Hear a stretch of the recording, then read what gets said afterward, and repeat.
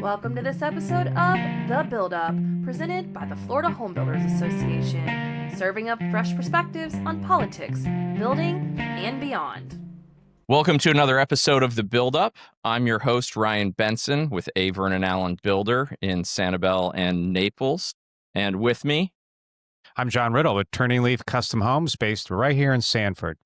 So today we have the privilege of broadcasting from the Florida Paints factory. Now, it doesn't look like a factory because we are in the pub at the Florida Paints factory. Is that right? We are in the pub of the factory. Yeah, this is where we take our breaks. And with us, we have the Executive Vice President of Florida Paints, Mike Davis. So welcome, Mike. Ryan, thank you so much for having me, John. Appreciate it. Thank you guys for taking the time to come up and take a tour of our facility. Means a great deal to all of us. Yes. So we're doing 3 episodes here from Florida Paints. It's hard not to say the pub because we're sitting in a awesome bar for it. But starting with the history of Florida Paints, we just had an awesome tour of the factory, and we appreciate you having us and showing us around and treating us to everything here.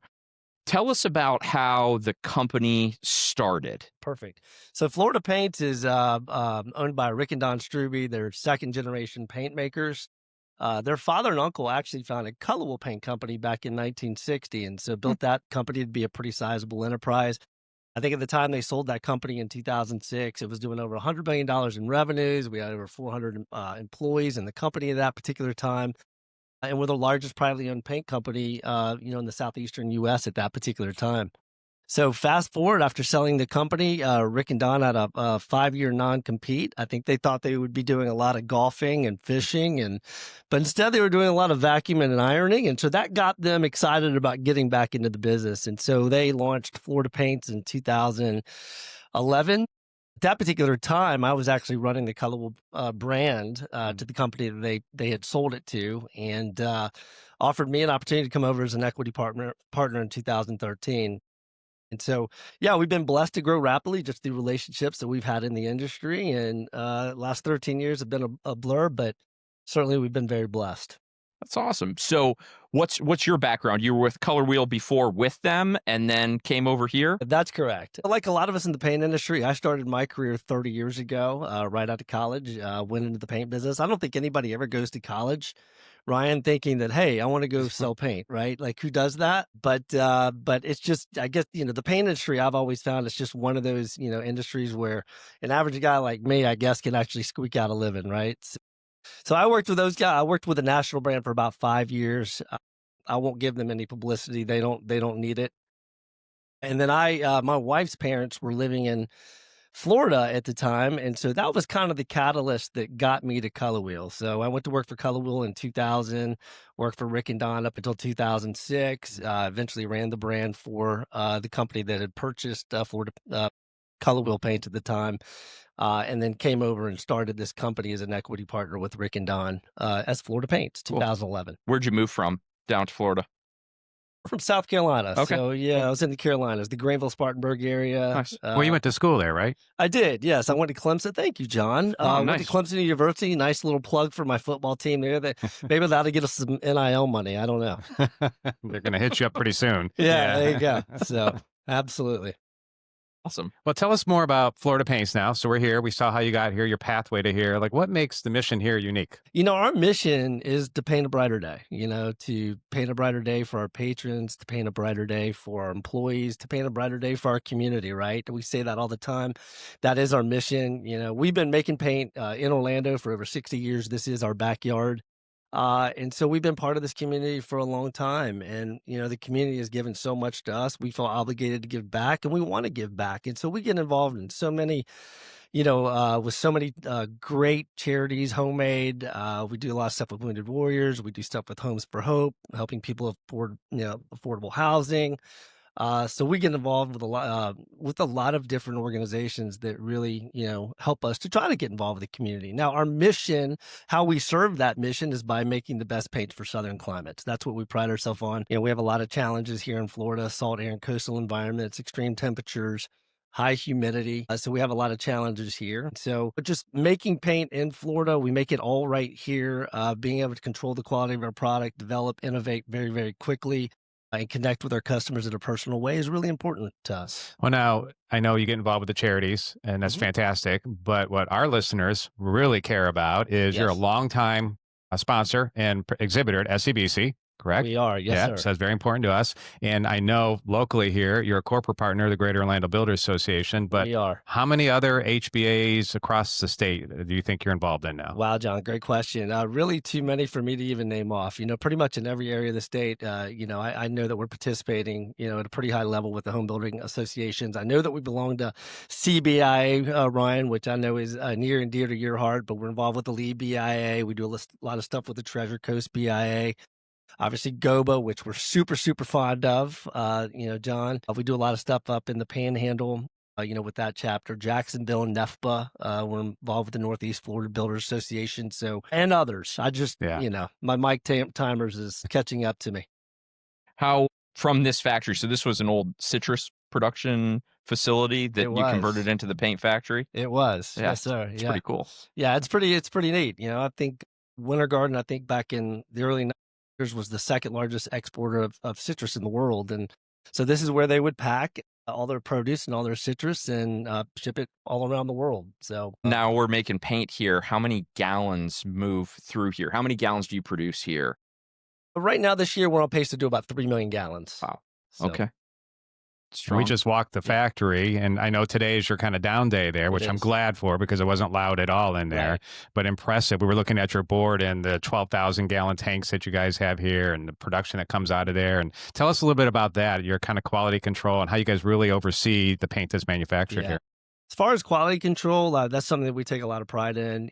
Before any batch is made, we're inspecting the raw materials for consistency, from the raw material suppliers and what they ship us. And then after a batch is made, it goes through a rigorous testing process, right? So we're checking it for, depending on the product that we're making that day. A lot of them go through a series of tests. It could be, we're checking the pH, we're checking viscosity, we're checking gloss, we're checking color acceptance.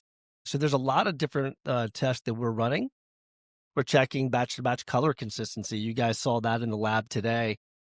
And I think that is one of the difference between us, and the national brands is, because our plant is semi-automated, we're putting eyes on every raw material that go into that batch of paint. It also, we will sacrifice throughput, for quality control. We don't want the callbacks. We know our customers don't want the callbacks. And that's how you build your reputation, really dialing your products into the tightest tolerances in the industry. We will take industry standard and typically cut that in half. And so, again, that's how you build your reputation. And, you want your customers to know what to expect on every gallon of paint they purchase. You want it to be just like the last. It should be consistent. That experience should be consistent. How many associates are working with you at Florida Paints? When you say associates, How many people work for you? we have about 200 people. Wow. Okay. Okay. Across the company, between, what we have here at our corporate office and what we have at our, in our storefronts and that kind of thing, about 200 people. That's a very good cool. point. Storefronts. Where are you at around the state? How many stores do you have? So we have 30 locations, in and around the state Wow. of Florida. You'll find us pretty much in every major market, with the exception of Miami. Miami can be a bit of a tough market. Prices get a little bit cheap down there, and so we are not there yet, but we do have some dealers down there. So I need to give those guys a plug. And then we do quite a lot of export business. We do a lot of export business to the islands, really looking at, areas of the world that, whose climate, is very similar to Florida's. Sure. Our products resonate in those types of climates. So we do a lot of stuff in the islands, a lot of stuff in the Caribbean, Virgin Islands. Even did a deal in China this year till the tariffs took an impact. But Cool. So yeah. So from where you were, so the brothers sold Color Wheel, retired for the 5-year requirement, Yeah. then came back into it. How do you get back into the paint biz? They just buy a factory and start producing paint, call you up, say, come join us. We want to do this together. It was a whirlwind, man. That's pretty much how it happened. Many of the employees at Color Wheel, it was really about getting the old band back together, So our old technical director, Fred Stewart, he came out of retirement and helped us start. We spent a year developing products. We went through over 1,000 lab batches before we were even able to develop our product line or roll any of our lines out onto the market. And we've got a lot of employees, that were ex Colorwell employees that work for us today. So, our president of the company, my partner, his office was right next to mine, who oversees our operations. He came over as well, to help start this startup. I'm wondering, you started in the middle of a downturn, right? Because it was Yeah, who does 2011. that? So do you know like how you've grown over the last 13, 14 years since then, and where you started, where you got now as far as output and Yeah. factory? Was this the same factory that you started in, or? So we when we started Florida Paints, we started over in the Fern Park Okay. area, and we actually we had a store that was operating out of that particular facility. So we started with a much smaller Yeah. operation at that particular time back in 2011, but we quickly outgrew that particular location. Hmm. So it is only a store now. It's one of our bigger stores because that's Yeah. where the plant was. And so we've grown organically and inorganically. We did acquire Scott Paint Company. Oh yeah. People know that name. They had 17 dots on the map, along the Gulf Coast, and that was kind of a God thing for us. It gave us a lot of the storefronts that we needed. And so, we've grown just through the relationships that we've had in the industry, but we've also grown through acquisitions as well. When did you buy Scott? I think that was back in 2018, I believe. Oh, very cool. Nice. So let's talk about paints. Let's get more Let's into talk it here. paint. Yeah, for our listeners, many of whom are contractors and want to know more about your product. So talk to us a little bit about like what do people most misunderstand about paints and coatings here in our market? Yeah, I think a couple of things that people misunderstand is they think that all paints are the same, right? That it's color in a can, right? And so that really couldn't be farther from the truth. Paint that's going to last 5 years versus a paint that's going to last 15 years. There's big differences, in terms of resin quality, solids content, pigment volume concentration, right? So making sure that you're using the right pigment package is extremely critical. But it's the additives where we really differentiate our coatings here in Florida. We use additives that a lot of the national brands don't use. And so that's where we get a lot of our mildew resistance from. Some of that helps with UV resistance, which I'm sure we'll talk a little bit more about. So I think that's the first thing, that all paints really aren't the same. If you take a product that's being formulated for the Midwest and you bring it to Florida. Florida is it's a area where coatings fail rather quickly. It's right? harsh. It's harsh. We saw your lab. Really cool, because and for our listeners and viewers, they would take the competitors' paint and then the Florida paints, put it on the same board, leave it outside for 6 months in the shade so it would mildew to see how it compares. Yeah. Unbelievable, the difference. Yeah, the difference was striking. Yeah, we really do. We put it through worst case conditions, and we're doing everything we can to try to get them to fail and fail as quickly as possible, right? So some of the testing that we do a lot of accelerated weathering tests. We have equipment to do that, and it's important that we'll be able to see the results as quickly as we can, right? Because at some point we're all going to die, right? We don't have time to sit there and wait 15 years for coating to fail.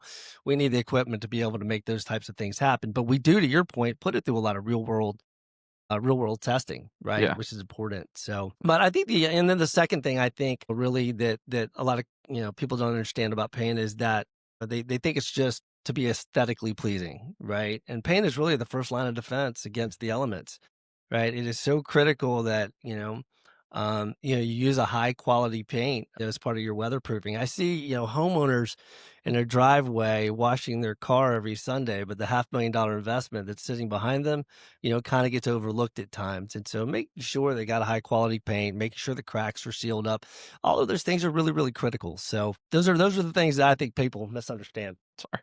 So we talked a little bit about, Ryan said we went through your lab, the testing. Eric was fantastic in there and really you. knows his stuff. He's passionate, man. I made a comment. He must be hell on wheels in a Lowe's paint department, right? He is not allowed in there. He's a passionate guy. Yeah. So talk a little bit about the UV, the humidity testing, the mildew resistance, if you can expand on that a little bit. Yeah. So, we do a lot of testing, like we talked about, accelerated weather testing, where we put it through a QUV apparatus. That stands for quantitative ultraviolet light, which we're testing for fade and those types of things. We do a lot some of the mildew packages. I think that's really an area where we really do a good job of differentiating ourselves. And this is a good example of how we may formulate a little bit different from the national brands. Is we use zinc oxide in a lot of our exterior in a lot of our coatings.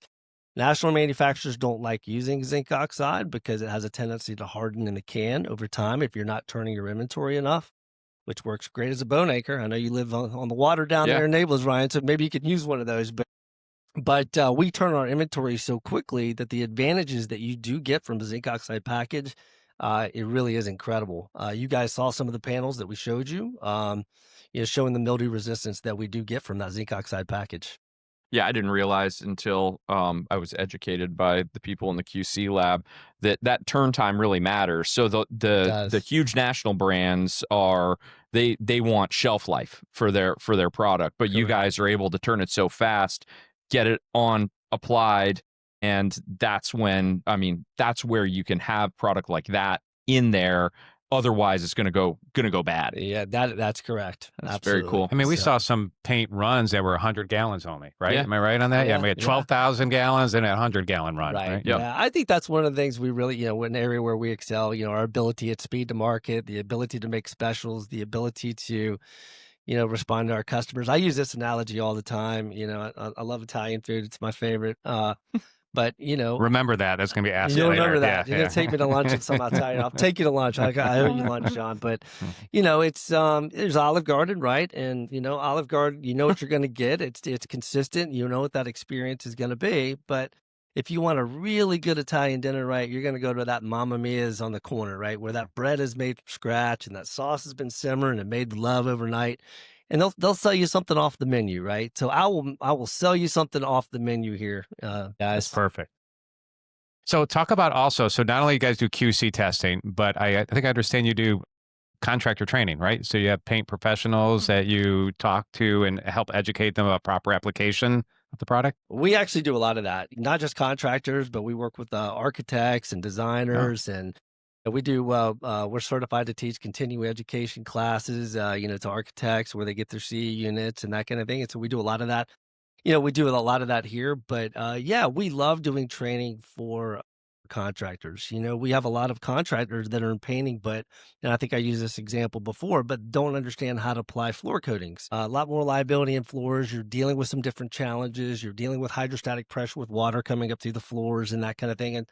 But these are guys that want to learn how to add tools to their trade, right? They're wanting new revenue streams. And so teaching them how to apply 100% solids epoxies and different types of coatings, just one, it helps us because we're creating our own customer, but then we also feel like we're adding value to them because it's adding to their livelihood as well, right? So it's important to us. From your warranty standpoint too, because we saw things in the lab where, oh, this is a sample where if the painter didn't back roll ahead and then the touch up glares like spots in it, this is a version where they do. So educating the contractors also helps you because the homeowner is going to call and say, oh, it must be a paint problem and whatnot. No, it actually, there's a lot that goes into the application on different surfaces to be There able is. to Yeah. make it turn out Absolutely, right. Ryan. To your point, we looked at some of the touch-up panels, in the lab that you referred to, and it helps everybody. That training, one, it helps that applicator. He doesn't want to go back and do it a second time, and you guys, the builders, you guys don't want the callbacks, right? So that goes Yep. back to your reputation and those types of things. So let's get it right the first time. So. Great. what about innovations coming up? Can you talk to us about that? What are you guys working on here? Man, John, without sharing too much, I mean, we saw cool stuff. I just don't know what we're allowed to talk about. But I saw the yeah. sign that said no video, That's no right. photography That's also. right. So yeah. so Yeah. share with us what you can. I'll share too much. Now we're really focused on advanced resin technologies. That's really where the market is. Next generation mildew packages is something that we're looking at.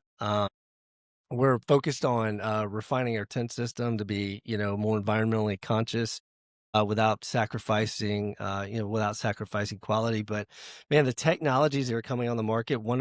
A product that we just recently released was our Rain Bright line, and it is a self-cleaning exterior product where when it rains, it carries dirt and debris away from the substrate or away from the home, right? Which is really, really cool because if you're keeping dirt off the substrate, you're eliminating a food source for mildew. So self-cleaning technologies are something that are emerging and really, really cool. A couple other examples that I could share with you are in the industrial market where they paint metal quite often. Corrosion is a big deal, right? And so It's very, very costly to the industry. And so they're making self-healing coatings where the Hmm. coating around, if you have a piece of metal that has been damaged, the coating around that damaged area, microcapsules are released and it fills in the area and heals, actually heals. It fills in the Wow. damaged area, which is really cool.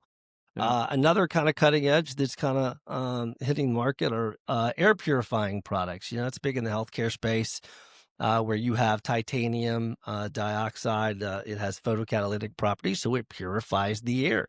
So you're seeing that begin to happen in the healthcare space. Man, the opportunities are enormous. Technology, I can't think of a time in my career that it's been advancing at such a rapid pace. And I know it's important to me, but waterproofing, you talk about that, your product lines that you have for that? Yeah, waterproofing, keeping water out of a home, that's near and dear to everybody's Yeah. heart, right? So, well, here in Florida, you deal with so many challenges, right? We build with substrates that are unstable at times that aren't used in other parts of the country, stucco, right? And stucco is known to crack. And so being able to manufacture products that have the greatest elongation on the market, the bridge hairline cracks, those types of things, I think is something we do best. We have had a customer and talk about solving problems. I had one of our really, really good customers a few years ago come to us saying, "Hey, look, I don't, like some of the pH burn that we're seeing on our homes. And, I want to make sure that we're doing a good job of sealing up the cracks and that kind of thing. And so can you make me something special?" And that's what we did. We took one of our high build coatings. We took some of the pigment package out of it. We shocked it full of even more resin.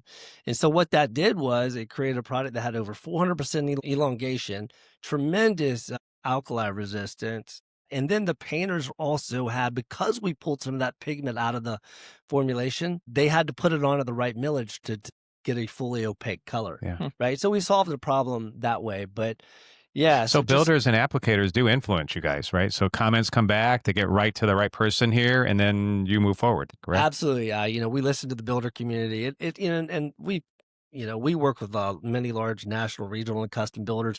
Builders is our biggest channel. It's our biggest segment, and it's one that I love, which you know that, John. So, we want to know what's going on the job sites. We want to know what the challenges are happening on the job sites. If there's coverage issues that are happening, if there's environmental issues, if there's labor constraints that are happening on your jobs, that allows us to take that information to the lab. You met Eric in the lab today, and kind of work it backwards to engineer a solution. That's where we shine. In the industry right now, going to, I say, economic industry, what are you seeing as far as have the tariffs had an impact on you guys with the materials you use, or are they U.S. based? And then what you're seeing in the builder market overall. Right. Yeah. As far as tariffs, it's really not impacting us all that much. Most of our raw materials are sourced domestically, and so we've really not seen much from that. But I know builders are dealing with it, right? They're dealing with a lot of challenge. Appliances, Yeah, trust me. Yeah. appliances, Plumbing right? fixtures. So John knows, Yeah. I right? saw a lot of We know. titanium down there, so I wasn't Yeah. sure. I don't know where titanium comes from, but yeah. Sounds like it's foreign though, right? Yeah. A lot of our raw materials come out of the Gulf area, Okay. and that kind of Cool. thing. But yeah, so builders such as Giant, they're dealing with the tariffs Yeah. and supply chain issues and the labor shortages. Those are, I think, all challenges that they're dealing with. I think builders right now, they're looking for, they're dealing with tight timelines. They're dealing with homeowners that expect more, right? And I think those are all challenges. I think builders right now are looking, toward sustainability, resilience, energy efficiency, using building practices that really are aimed at those areas, building methods and specifying building materials aimed at sustainability and resiliency and those types of things. As far as the industry as a whole, I think Florida is a resilient market, right? I mean, it's, you still have a lot of people that want to move here for the lifestyle, for, obviously for jobs, for the climate. Those would be reasons why, people are coming to Florida. The population is still growing in Florida. And I think most segments are expected to grow in 2026, whether it's residential, commercial, infrastructure, industrial, there are a lot of sectors still expected to grow next year. And so, as long as people are moving here, I feel pretty good.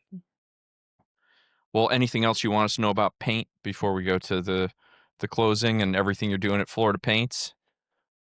It's I mean, for me, it's about using products that certainly here in Florida that are going to be UV stable, right? If I'm a consumer, that's what I'm looking for, is using products that can withstand the environment that we have here. Making sure that you're using products that have unique mildew packages that can stand up to the climate that we talked about. Specifying color, I think that's something that often gets overlooked. Making sure that the color selection process, that you put some due diligence into that.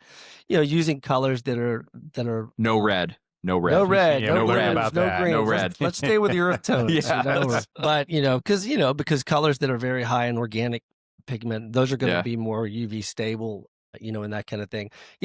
It's crazy because builders are building in these communities sometimes for 5 years, right? And you want that first house to look just as good as the last house. It's that first house is an advertisement the entire time that you're building in that community. So the color selection process is always really, really important. And then partner with a company that's going to stand behind you and your trades. And when a problem does arise, that they're going to be part of the solution, not part of the problem. That's what I would suggest. So last question, unless John, you have any more. No, Wanna go ahead. Favorite restaurant? I told you it was Favorite, coming. right? Man, you know what? I would say Paisano's in my neighborhood. I'm Okay. just a All right. pizza guy, man. Their margarita pizza is just absolutely incredible. All right. Yeah, Paisano's. You may not know And where? What Paisano's. town? It's, Is it in? it's in Orlando. Yeah, Okay. so I live about 35 miles from Cape Canaveral, so it's over on the east side of Orlando. So next time you're in town, dinner on me. Appreciate that Thank you, very Ryan. much. I also want to make sure that our audience knows, but thank you for your support of our industry. I read off GOBA and I read off SCBC, but the local chapters that I know your sales Yeah. teams are out and about, that makes a big difference. It's greatly appreciated by all of us. Hey, John, we love it, man. We love promoting the building industry. We're all part of it. It drives our livelihood. And Ryan, what you do with the FHBA and how you get involved in like the legislation pieces. I know what you do. It's really amazing. Appreciate all you guys who help us grow, right? Because that's what you're doing at the end of the day. Well, So you built thank a great very company much. here, Yeah. so kudos to you. I mean, Thank it's you. pretty Thank you, awesome Ryan. what you're doing, and we appreciate you showing us around here. Yeah, So, welcome and hosting anytime. us here Yeah. I mean, what a great setup. It's first factory I've been in that has a bar setup, or nothing even close to this for a bar setup. I'm Irish. Tell you, It's Ryan, kind of did in tell- my DNA. Well done. Ryan did tell me, he goes, I need a bar in my office. Yeah, working on it now. Well, you guys are always welcome. We have an open door policy here. You guys are always friends. So Thank you very much. Well, this has been another episode of The Build Up. Thank you all for joining us. And I'm your host, Ryan Benson, along with me, John Riddle. So thank you guys. Take care. And that's a wrap on this episode of The Build Up, brought to you by the Florida Home Builders Association. Keep the conversation going, and we'll catch you next time.